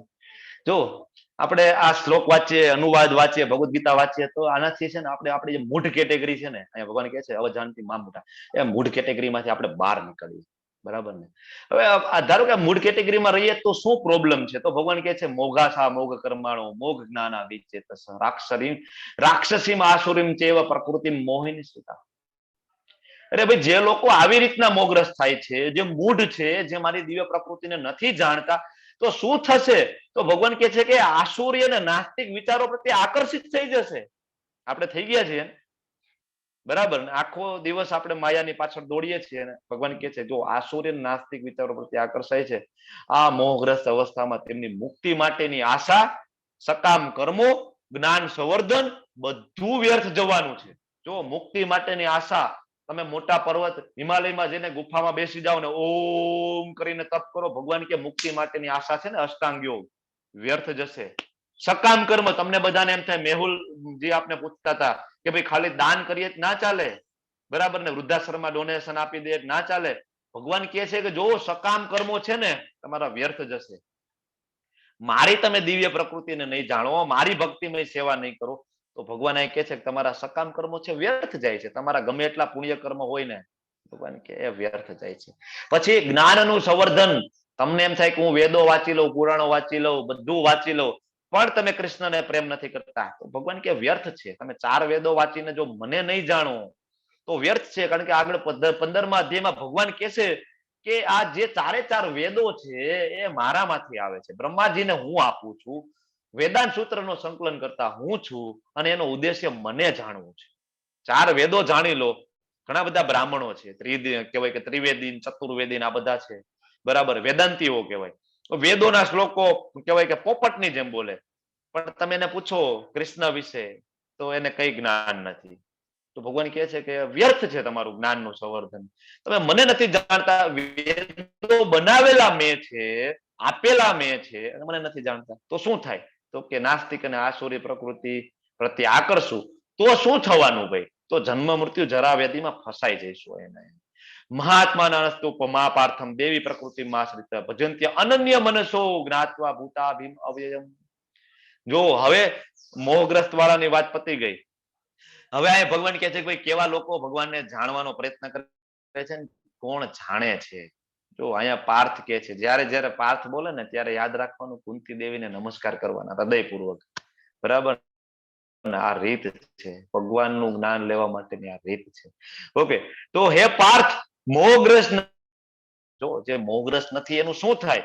મહાત્મા કોને કહેવાય? આપણે તો ગમે એને મહાત્માનું બિરુદ આપી દેતા હોય છે. કોઈ કંઈક થોડોક આગળ પડતા હોય, બરાબર, કંઈક થોડુંક નોલેજ હોય તો આપણે એમ કહીએ કે આ તો મહાત્મા છે. હો ભાઈ, મહાત્મા નહીં. મહાત્માની વ્યાખ્યા ભગવાન અહીંયા આપે છે. કોણ મહાત્મા છે? જે ભગવાનની દેવી પ્રકૃતિને જાણે છે, ભગવાનને અજન્મ અવિનાશી જાણે છે, જન્મ કર્મ તમે દિવ્યમ ભગવાનનું જાણે છે, એ મહાત્મા છે. શું એ મહાત્માને શું ફાયદો શું થાય? તો ભગવાન કે દેવી પ્રકૃતિના રક્ષણમાં. દેવી પ્રકૃતિ એટલે કઈ? યોગ માયા શક્તિના રક્ષણમાં હોય છે, ગુરુના રક્ષણ હેઠળ હોય છે. તેઓ સંપૂર્ણપણે ભક્તિમય સેવામાં નિમગ્ન રહે છે, કારણ કે તેઓ મને જ આદિ તથા અવિનાશી પૂર્ણ પુરુષોત્તમ પરમેશ્વર તરીકે જાણે છે. ભજંત્ય અનન્ય મનસો. જો ભગવાનની ભક્તિ કેવી હોવી જોઈએ? અનન્ય ભક્તિ હોવી જોઈએ. અનન્ય ભક્તિ એટલે કેવી ભાઈ? બોલો બોલો. હરે કૃષ્ણ. અનન્ય ભક્તિ એટલે કેવી? મારી એટલે મારી જ ભક્તિ, કૃષ્ણ એટલે કૃષ્ણની જ ભક્તિ. કૃષ્ણની જ ભક્તિ, મારી એટલે મારી જ ભક્તિ, અનન્ય ભક્તિ. પણ આપણી શ્રદ્ધા તો ડિવાઇડેડ છે ભાઈ. મને તો બ્રહ્માજીમાં પણ વિશ્વાસ છે, મને તો શિવજીમાં પણ વિશ્વાસ છે, મને તો દેવી દેવતાઓમાં પણ શ્રદ્ધા છે, પણ ભગવાન કે છે સકામ કર્મોના ફળ છે. પ્રભુજી અન્યાશ્રય ન કરવો, અન્યાશ્રય નહીં કરવો, અન્યાશ્રય, અન્યનો આશ્રય, અનન્ય આશ્રય, બરાબર. Thank you. અનન્ય મનસો, અનન્ય ભક્તિ હોય. તમે કૃષ્ણને જ તમારા ટોપ મોસ્ટ વે. જો બીજા બધા દેવી દેવતાઓ ભક્તો છે, શિવજી છે, બ્રહ્માજી ખૂબ જ પૂજનીય છે, ખૂબ જ પૂજનીય. શિવજી તો બરાબર, શિવજી અને વિષ્ણુજી વચ્ચે ખાલી પાતળી એવી ભેદરેખા છે, કારણ કે શિવજી શિવ તત્વ જુદું છે. જો બ્રહ્માજી જુદું છે, શિવ તત્વ જુદું છે. શિવ છે સદાશિવ માંથી આવે છે, સદાશિવ એ વિષ્ણુ તત્વ છે, ભગવાન શ્રી કૃષ્ણનો વિસ્તાર છે સદાશિવ, એમાંથી શિવજી આવે. ખૂબ ઊંચું તત્વ છે, ખૂબ ભગવાનના મહાન ભક્તો છે, બધા પૂજનીય છે. પણ ભક્તિ કોની કરવાની છે? ભગવદ ગીતામાં ભગવાન પોતે કહે છે. ભગવાન ક્યાંય નથી કહેતા તમે દેવી દેવતાઓની પૂજા કરો. ભગવાન ત્યાં સુધી કે જેને પૈસાની લાલચ હોય, સકામ ફળો પ્રત્યે લાલચ હોય, એ દેવી દેવતાઓની પૂજા કરે. બાકી તો બધા મારી ભક્તિમાં લીન છે. અનન્ય ચિંતયંતો મામ, 9મા અધ્યાયમાં હમણાં આગળ પણ આવશે, બરાબર. અનન્ય ભક્તિ કેવી રીતના થાય? ભોગ લગાડીએ, માળા કરીએ, ધીમે ધીમે થતી જાય અનન્ય ભક્તિ. આપણે ધીમે ધીમે થાય. જ્ઞાત્વા ભૂતામ્ય, અને મને બધા જીવોનો આદિ સૌથી પુરાણ મને જાણે છે. ભગવાન કે બરાબર ને, એ જે મોહગ્રસ્ત નથી એને મહાત્મા કહેવાય. આ જે વસ્તુ જાણે એને મહાત્મા કહેવાય છે. આ માધવેન્દ્રપુરીની ઘટના ચેપ્ટર ફિનિશ કરીને હું લઈશ તમને. અનન્ય ભક્તિનું ઉદાહરણ છે માધવેન્દ્રપુરી. મને યાદ કરાવજો ચેપ્ટર હમણાં ફિનિશ કરી, કન્ક્લુડ કરી. એટલે જેને કહેવાય કે કથામાં રસ ન હોય તો એ પછી લીવ કરી શકે. એટલા માટે 9.14 શ્લોકમાં ભગવાન કહે છે સતતમ કીર્તયંતો મામ યતન્ત્યસ્ય દ્રઢતા નમસ્તસ્ય મામ ભક્ત્યા નિત્યુક્તા ઉપાસતે. કાલે માતાજી પૂછતા હતા 16 માળા કેમ કરવાની? ભગવાન તો કહે છે સતતમ કીર્તયંતો મામ, સતત મારું કીર્તન કરો, સતત મારું જપ કરો, સતત મારું નામ લો. કૃષ્ણજી ખૂબ કન્ડિશન મૂકે છે. એટલે જ જયારે ચૈતન્ય મહાપ્રભુ રાધાજી કૃષ્ણજીને કહે છે કે કૃષ્ણજી તમારા જેટલા અવતારો આવેલા ને એમાં બધામાં તમે કાં તો અસુરોનો વધ કરી નાખેલો છે બધાનો, અને કાં તમે બહુ બધી કન્ડિશન મૂકેલી છે. પણ આ તો કળિયુગનો જીવ છે. તમે એને કહેશો કે કામ ક્રોધથી તું મુક્ત થઈ જા, તું મારા શરણમાં આવી જા, સર્વ ધર્માન પરિત્યાજ્ય. આ તો કળિયુગનો જીવ છે. કૃષ્ણ આ કઈ રીતના કરશે? રાધાજી આપણી માં છે, માં ખૂબ દયાળુ હોય ને. કૃષ્ણજીને કહે છે આ કળિયુગનો જીવ છે, કૃષ્ણ કઈ રીતના આવશે તમારા શરણે? આ કઈ રીતના ભક્તિ કરશે? તો કરુણાના સાગર ચૈતન્ય મહાપ્રભુ 550 વર્ષ પહેલા સાક્ષાત શ્રી કૃષ્ણ પ્રગટ થાય છે રાધાજીની વિનંતીના કારણે. રાધાજી કહે છે તમે જાઓ અને આ વખતે અસુરોનો વધ નથી કરવાનો. આ વખતે તમારું એ કહેવાય નથી પરિત્રાણાય સાધુ નામ ખાલી કરવાનું છે, વિનાશાય દુષ્કૃતામ નથી કરવાનું તમારે. બાકી તમે ગયા રાવણનો વધ કરી નાખ્યો, હિરણ્યકશિપુનો વધ કરી નાખ્યો, પણ આ વખતે જાઓ ને તો રાધાજી એમ કે છે કે વિનાશાય તે દુષ્કૃતાય નહીં કરતા પ્રભુ. શું કામ? તો તમારે બધાનો વિનાશ કરી નાખવો પડશે, કોઈ જીવ બચશે નહીં. બરાબર ને? તમારી બનાવેલી સૃષ્ટિમાં કોઈ મનુષ્ય વટશે નહીં, બધાનો વિનાશ કરીને તમારે આવવું પડશે, કારણ કે બધા પાપી છે આપણે બધા. બરાબર છે? એટલે રાધાજીની વિનંતીના કારણે આવે છે ચૈતન્ય મહાપ્રભુ. સાક્ષાત. અને એ આપણને એકદમ ઈઝી બનાવે છે કે કઈ વાંધો નહીં, તમારાથી સતતમ કીર્તયંતો મામ નથી થતું, મન તમારું મારામાં નથી લાગતું, તો ખાલી હરે કૃષ્ણ મહામંત્રનો જપ તો કરી શકશો ને તમે. તો ચૈતન્ય મહાપ્રભુ આપણે હરે કૃષ્ણ મહામંત્રનો જપ આપે છે. જો સતતમ કીર્તયંતો મામ યતંચશ્ચ દ્રઢવતા, દ્રઢ થઈને એ કરવાનું છે, ભગવાનનું નામ લેવાનું. શું કરવાનું છે? નમસ્તસ્ય મામ, જો નમસ્કાર કરવાને એ એક સાયન્સ છે. નમે તે બધાને ગમે, આપણે કહીએ છીએ નમસ્કાર કરવાનો. મામ ભક્ત્યા, મારો ભક્ત, નિત્ય યુક્તા ઉપાસતે, કે મને નિરંતર સતત ભગવાન કે છે કે મારી ઉપાસના કરે છે. તો આને કહેવાય મહાત્મા. મહાત્મા કોને કહેવાય? આને કહેવાય. બરાબર ને? સતતમ કીર્તયંતોમાં. આપણે એમ થાય કે ભાઈ સતત કેમ થાય? એટલે જ આપણે આચાર્ય એમ કે છે કે ભાઈ એટલે સતત ના થાય 16 માળા તો કરો. બરાબર ને? બ્રેક લઈને કરો, વચ્ચે વચ્ચે કરો, અનુકૂળ આવે એમ કરો. જો આપણે રસ હોય ને તો ટીવી માટે ટાઈમ નીકળે, વોટ્સએપ માટે ટાઈમ નીકળે, ફેસબુક માટે ટાઈમ નીકળે, પણ ભગવાન માટે આપણાથી ટાઈમ નથી નીકળતો, કારણ કે ભગવાન પ્રત્યે આપણને પ્રેમ નથી. ઓકે, હવે એ રીતે જ્યારે તેઓ વિશાળ સ્વર્ગીય ઇન્દ્રિય સુખ ભોગવી લે છે. જો અહીંયા વાત થાય છે કર્મકાંડમાં જે બહુ માનતા હોય ને, જે લોકો ખાલી વેદોમાં માને, ભગવદ્ ગીતામાં ના માને, જે લોકો યજ્ઞ કરવામાં માને, જે લોકો ખાલી સકામ કરવામાં માને, તો એની ગતિ શું થાય? તો ભગવાન કહે છે કે એવો વિશાળ સ્વર્ગીય ઇન્દ્રિય સુખ ભોગવી લે છે. મતલબ એ લોકો સ્વર્ગમાં જાય, ખૂબ ત્યાં ભોગ ભોગવે, અને પછી એના પુણ્ય કર્મ પૂરા થાય એટલે પાછા મૃત્યુલોકમાં આવે. શિને પુણ્ય મૃત્યુલોકમ વિશંતિ, પાછા આવે. જે રીતે અને એ રીતે જે મનુષ્ય 3 વેદોના સિદ્ધાંતોમાં દ્રઢ રહીને ઇન્દ્રિય સુખ પામવા પ્રયત્ન કરે છે, તેઓ નિરંતર જન્મ મૃત્યુને પ્રાપ્ત કરે છે. જો ભગવાન આ કહી દે છે કે ભાઈ તમે ખાલી વેદો વાંચશો અને વેદોનું ખાલી જે કર્મકાંડ વાળો જે પાર્ટ છે, જે બધાને બહુ ગમે છે કે યજ્ઞ કરીએ અને આ મળશે, આ યજ્ઞ કરીશું આ મળશે, આ યજ્ઞ કરીશું પૈસા મળશે, આ યજ્ઞ કરીશું સુંદર સ્ત્રી મળશે, તો ભગવાન કહે છે કે આ રીતના કરશું તો શું થશે? કે ઠીક છે એ યજ્ઞનું ફળ મળશે, તમે કદાચ ભગવાન કહે છે કે ઇન્દ્ર પણ બની જશો, ચલો, પણ પછી શું? પુણ્ય કર્મ પૂરા થાય ને તમે પાછા રિટર્ન ક્યાં? પાછા મનુષ્ય લોકમાં. શેને પુણ્ય મૃત્યુ લોકમ વિશંતિ, આવવું પડશે. તો ફાયદો શું ભાઈ? આટલા મોટા યજ્ઞ કર્યા, ખૂબ બધો સમય આપ્યો, ખૂબ બધું ધન આપણે વેસ્ટ કર્યું, તો આ યજ્ઞ કરવાનો ફાયદો શું? તો ઘણા બધાને પ્રશ્ન થાય. તો વેદોમાં આ બધું વર્ણન છે જ શું કામ? આપણે આગળ ચર્ચા કરીશું. વેદોમાં આ બધા કહેવાય કે જે વિભાગ શું કામ મૂકેલા છે? વેદો પણ ભગવાને આપેલા છે, પણ તો શું કામ આપેલા છે? ભાઈ તમે ના પાડો છો આ બધું કરવાનું, તો શું કામ આપેલા છે? આ પ્રશ્ન થવો જોઈએ તમને, ક્યારેક ચર્ચા કરીશું. ઓકે, તો ખાલી ઇન્દ્રિય ભોગ માટે કરતા રહીશું તો પુણ્ય કર્મ તો એવું છે કે ભાઈ તમારા ક્રેડિટ કાર્ડમાં 1 લાખ રૂપિયા આપણે આપણા બાળકને આપી દે, કાલે 1 લાખ રૂપિયા ક્રેડિટ કાર્ડમાં, અને પછી જાય ફરવા અને બધી જગ્યાએ ક્રેડિટ કાર્ડ સ્વાઇપ કરે અને શોપિંગ કરે અને ફરવા જાય મોજ કરે. પણ એક સમય એવું થાય કે ક્રેડિટ કાર્ડ સ્વાઇપ કરે ને સામે વાળો એમ કે ભાઈ તમારા બેલેન્સ પૂરું થઈ ગયું છે. તો બસ એ જ વસ્તુ થવાની. ખૂબ પુણ્ય કર્મ કરીશું અને પછી જઈશું, પછી અલ્ટિમેટલી એવું થશે કે ભાઈ હાલો હવે તમારું બેલેન્સ પૂરું થઈ ગયું છે, હવે તમે જાઓ, એટલે વળી નીચે આવવાનું. શું કામ કરવું જોઈએ ભાઈ એવું? શું કામ આપણે આ જાયન્ટ વ્હીલમાં બેસવું છે? ઉપર જાય નીચે જાય, ઉપર જાય નીચે જાય, રોકેટની ગતિથી સીધા ધામમાં ના જઈએ ભાઈ? 9.22 અને LIC શ્લોક કહેવામાં આવે છે, અનન્યા ચિંતયંતો મામ યે જના પર્યુપાસતે તેષામ નિત્ય અભિયુક્તાનામ યોગક્ષેમમ વહામ્યહમ. યોગક્ષેમમ વહામ્યહમ, આ શબ્દ તમે સાંભળેલો હશે. LIC ની તમે એડ જોવો ને એટલે બોલે યોગક્ષેમમ વહામ્યહમ, આમ નીચે લખેલું છે ગોળાઈમાં યોગક્ષેમમ વહામ્યહમ. ક્યાંથી ઉપાડે છે આ બધા? ભગવદ્ ગીતામાંથી.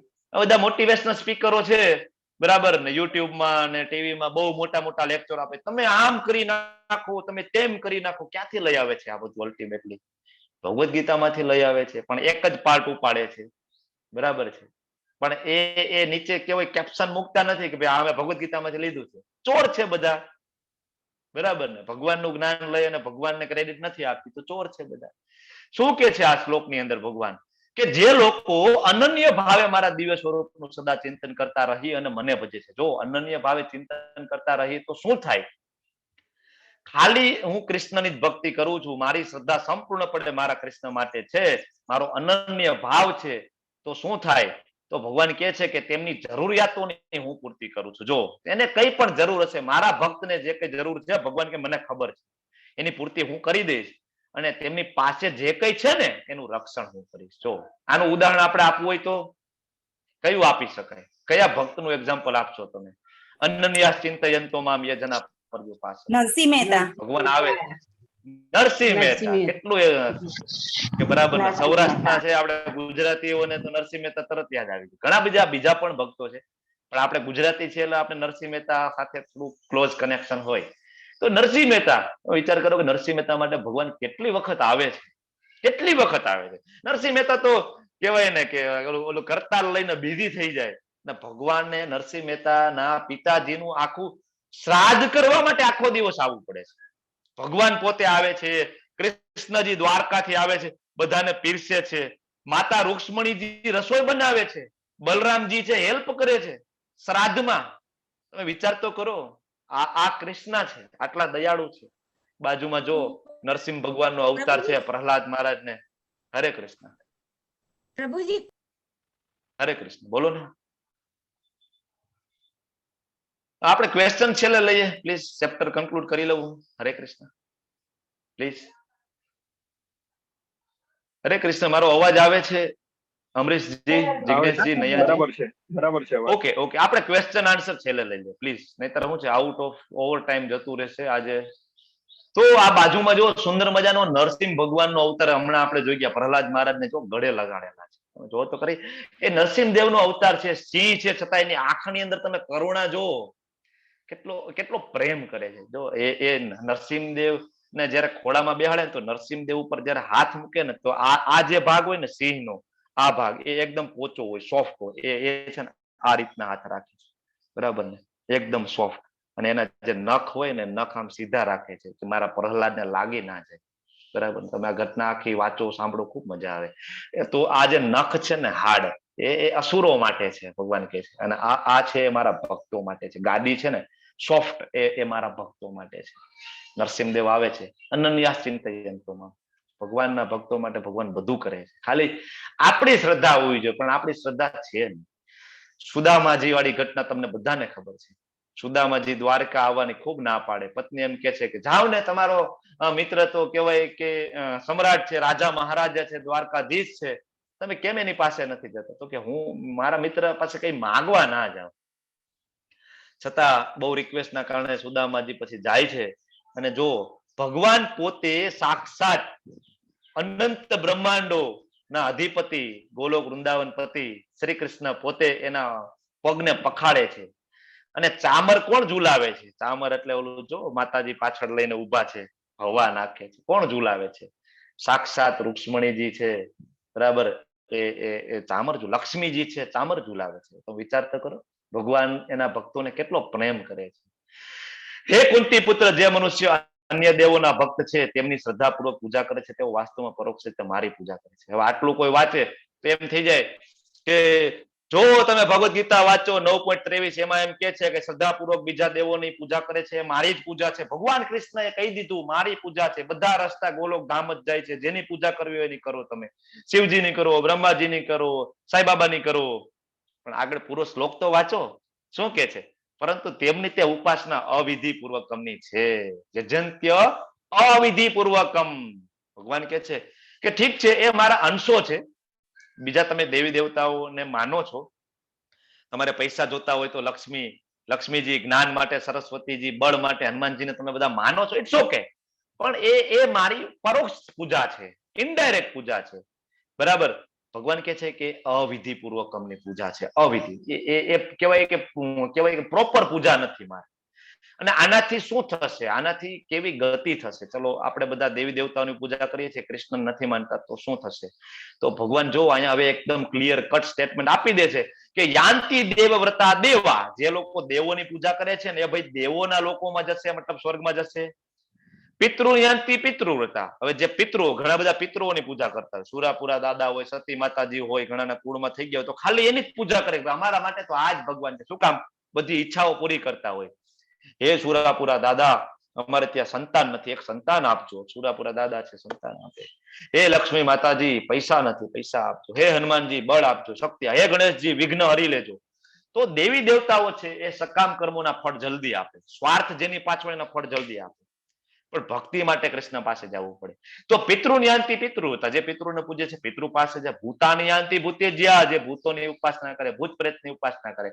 તો ભૂત એટલે શું? મોટે કહેવાય માથે બે શિંગડા હોય, દાંત બહાર નીકળી ગયા હોય, એ નહીં. આગળ આપણે 16મા ચેપ્ટરમાં જોઈશું. દેવી અને અસુરી ગુણો. એમાં જે અસુરી ગુણો ધરાવતા મનુષ્યોની આપણે પૂજા કરીએ છીએ. લાઈક એક એક્ઝામ્પલ આપી દઉં. ઘણા બધા માણસો છે એ અમિતાભ બચ્ચનની પણ પૂજા કરે છે. ઘણા બધા માણસો રજનીકાંતની પૂજા કરે છે. હવે એનામાં દેવી ગુણો નથી. એકોર્ડિંગ ટુ શાસ્ત્ર આપણે એની પૂજા ના કરી શકીએ, તો એ કહેવાય આસુરી પૂજા થઈ કહેવાય. તો શું થાય? તો કે એવા જીવોના ત્યાં જન્મ લેશે, બરાબર ને? પણ હવે ભગવાન ક્લિયર કહે છે, યાંતિ મધ્યાજીનોપી મામ, જે મને ભજે છે ને એ મારી પાસે આવે છે. જો એકદમ ક્લિયર કટ સ્ટેટમેન્ટ છે કે એવું છે જ નહીં કે ભાઈ આની પૂજા કરશો તોય તમે ધામમાં જાશો, દેવીની પૂજા કરશો તોય ધામમાં જાશો, દેવતાની પૂજા કરશો તોય ધામમાં જાશો, શિવજીની પૂજા કરશો તોય ધામમાં જાશો. નહીં નહીં નહીં નહીં નહીં. ભગવાન ક્લિયરલી કહે છે, યાંતિ મધ્યાજીનોપી મામ, મારી પૂજા કરશો ને તો જ તમે મારી પાસે આવશો. આટલી બધી સ્ટ્રિક્ટ કન્ડિશન શું કામ મૂકે છે કૃષ્ણ? તમને બધાને એમ પ્રશ્ન થાય ને કે આટલા બધા ભગવાન તો ક્રૂર લાગે છે. નહીં નહીં નહીં. આપણે ભગવાનની ઈર્ષા કરીથી આપણે ઈર્ષા કરીને આપણે દૂર થઈ ગયા અને અહીંયા આવીને આપણે કામ, ક્રોધ, લોભ, મોહમાં લપેટાયેલા છીએ. હવે ત્યાં ફરીથી જો ધામમાં જવું હોય ને તો આ બધાથી મુક્ત થવું પડે. મુક્ત થઈએ તો ધામમાં જઈ શકીએ. અને એ કૃષ્ણની ભક્તિ કરો ને તો જ તમે મુક્ત થઈ શકો. બાકી જો બધા દેવી દેવતાઓની પૂજા કરીએ છીએ આપણે સકામ કર્મમાં તો આપણે લેપાયેલા જ છીએ. મારે આ જોઈએ, મારે તે જોઈએ. ઓકે. હવે ઘણા બધા એમ કે ભગવાન ક્યાં કે છે કે મને ભોગ લગાડો? ક્યાં કે છે? તો ભગવાન જો 9.26 માં કે છે, પત્રમ પુષ્પમ ફલમ તોયમ યો મે ભક્ત્યા પ્રયચ્છતિ તદહમ ભક્તિ ઉપહતમ અસ્નામી પ્રયતાત્મનઃ. જો કોઈ મનુષ્ય પ્રેમ તથા ભક્તિપૂર્વક મને પત્રમ પુષ્પમ ફલમ તોયમ, પર્ણ, ફૂલ, ફળ કે જળ અર્પણ કરે છે, ભગવાન કેવાનું સ્વીકાર કરું છું. જો ભોગ લગાડવો ખાલી ₹1 ખર્ચ વગર પણ મળી રહે એવી આ 4 વસ્તુ છે. ખાલી શું જરૂર પડે? તો ભગવાન કહે છે, શું કહે છે કે તદહમ ભક્તિ ઉપતમ, કે જે ભક્તિપૂર્વક, જે લોકો ભક્તિપૂર્વક, પ્રેમપૂર્વક, ભાવથી મને ભોગ લગાડે છે તો મારે 56 ભોગની જરૂર નથી. ખાલી પત્રમ પુષ્પમ ફલમ તોયમની અંદર હું કહેવાય કે સંતોષ છે મને. બરાબર છે? ઓલી ફળવાળી છે, કૃષ્ણને ફળ આપે છે તો એનો આખો ટોપલો છે એ કૃષ્ણ સોના મહોરથી ભરી દે છે. અહીં બાજુમાં પ્રભુજી ભગવાનને ભોગ લગાડે છે તો જો 2 પ્રકારના જ્યુસ છે, કેટલી બધી વાનગીઓ છે, મેનુ છે, એ સવારના બનાવતા હશે. મંગળા આરતી પૂરી થાય તરત ભગવાન માટે ભોગની તૈયારી થાય. તો એ જ્યાં સુધી ભોગ આરતી થાય ત્યાં સુધીનો એનો જે સમય છે એને અકર્મ કહેવાય, ભક્તિ થઈ ગઈ એની. કારણ કે સતત કૃષ્ણજીને યાદ કરે છે ને. પત્રમ પુષ્પમ ફલમ તોયમ, પત્ર એટલે કે તુલસી પત્ર. ફૂલ તમે કોઈ પણ સુગંધિત ફૂલ લઈ લો. ફળ તમે કોઈ પણ, આપણે બધા ઘરે ફળ ખાઈએ છીએ. પાણી તો બધાની ઘરે પાણી હોય. એક તુલસી પત્ર મૂકો. એક જો અહીં બાજુમાં છે ને, છેલ્લે આચમની છે, એમાં જળ છે, તુલસી પત્ર છે. કાંઈ ના કરી શકો તો એટલીસ્ટ તમે આટલું કરો. મારી તમને રિક્વેસ્ટ છે, આટલું કરો તમે. ભગવાન છે એ સ્વીકારે છે. પ્રેમપૂર્વક તમે આપો ને, ભગવાન સ્વીકારે છે. સુદામાજી છે એ તાંદુલ અથવા ઓલા કાચા ચોખા લઈને આવે છે ને, કૃષ્ણજી કાચા ચોખા ખાય છે. બરાબર? શ્રીરામ આવે છે, વનમાં જાય છે, સબરીજી બોર ચાખીને આપે છે. આપણે સામાન્ય મનુષ્ય હોય ને તો આપણે બીજાના એઠા બોર ના ખાઈએ. આ તો સાક્ષાત પૂર્ણ પુરુષોત્તમ શ્રી કૃષ્ણ શ્રી રામ છે અને સબરીજી ચાખીને આપે છે અને શ્રીરામ ગ્રહણ કરે છે. ગજેન્દ્ર છે, છેલ્લે ગજેન્દ્ર મોક્ષની ઘટના છે. ગજેન્દ્ર ખૂબ પીડામાં હોય, ખૂબ દુઃખમાં હોય. બાજુમાંથી એક પદ્મ, એક કમળ તોડીને ભગવાનને અર્પણ કરે છે. કૃષ્ણજી દ્વારકાથી આવે છે, કેવા માટે પણ ઉભા નથી રહેતા.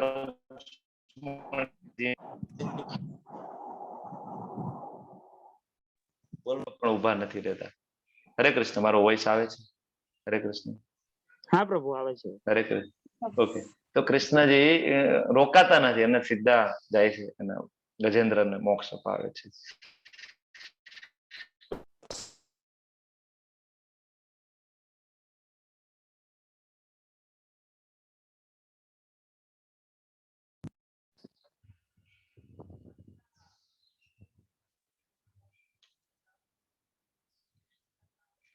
હરે કૃષ્ણ.